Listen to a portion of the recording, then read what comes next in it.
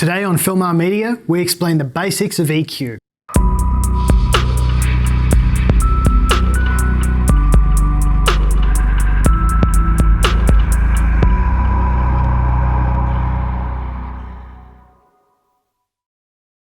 Hi guys, my name's Drew Campbell and I'm going to talk you through some tools that'll help you tighten up your audio, leaving you with a more professionally sounding finished product.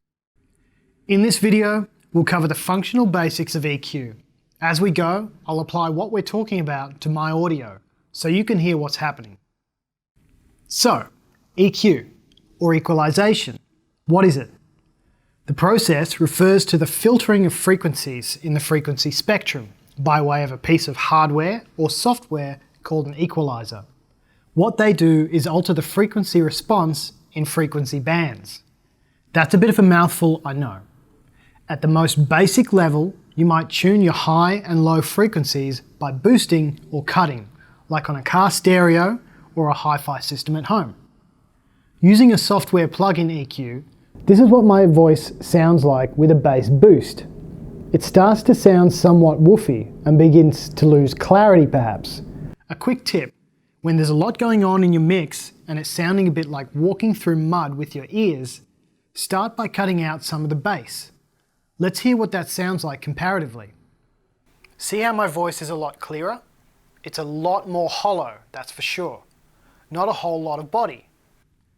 Let's do the treble, or high frequencies now. I'm going to cut them. See how it's very unclear, very muffled? It's like you're trying to listen to a conversation in the next room, which is the physical reality.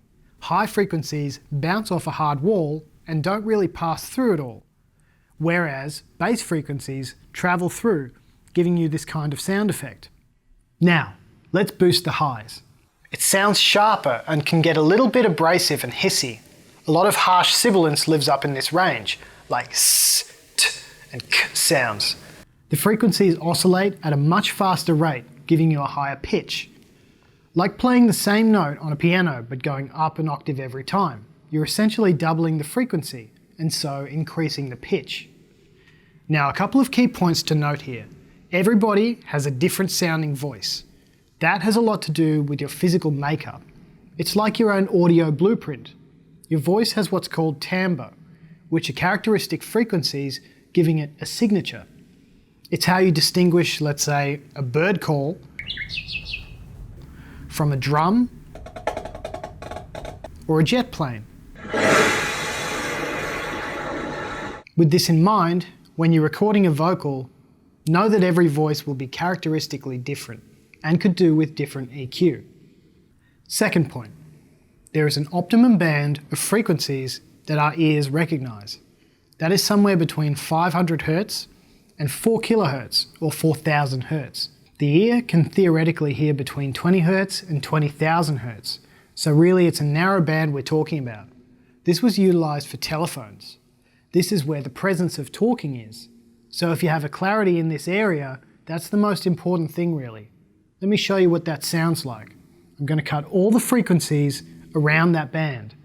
And sure, you lose out on information, but the talking will still cut through when you start layering on everything else that goes in your mix. Now, all EQs operate on this basic premise, boosting and cutting frequency ranges, but with different methods. A parametric EQ will do more of what I like to call scooping and swelling. This is what it might sound like if I were to grab a random area of frequencies and scoop them out, like this, or swell them up, like this. Once more, scoop them out, and now swell them up. There's this little thing called a Q value. It's basically how much you scoop and swell around your point, like making mountains and ravines, or little notches and needles. Notches and needles work well to identify problems and ugly frequencies in audio. But let me show you this method on a 31-band graphic EQ instead. A 31-band EQ segments the full frequency range into 31 unique frequency bands. This allows you to really fine-tune the sound. Now if something sounds ugly or noisy in your audio, assuming you're editing, here's what I would do. Play the part on loop with a graphic EQ plugin placed on the audio track. Start by raising a frequency band to hear the effect. then drop it out a little. Work your way up and down the spectrum until it sounds just right. If it's a vocal, I like to roll off the lower frequencies, just to wipe off some of that lower end mud. EQ can be both technically practical and also very creative. Cleaning up audio is one thing, but replicating environments is another. Like the example I gave earlier, try replicating a conversation had through a wall or over the telephone. Remember this, hands-on is the best way to understand this. And there isn't really any rights or wrongs, so let your ears be the judge. Anyway guys, thank you for watching and I hope this has been helpful for you. Be sure to like the video and follow our channel. Turn on notifications to keep up to date with our future content. Until next time.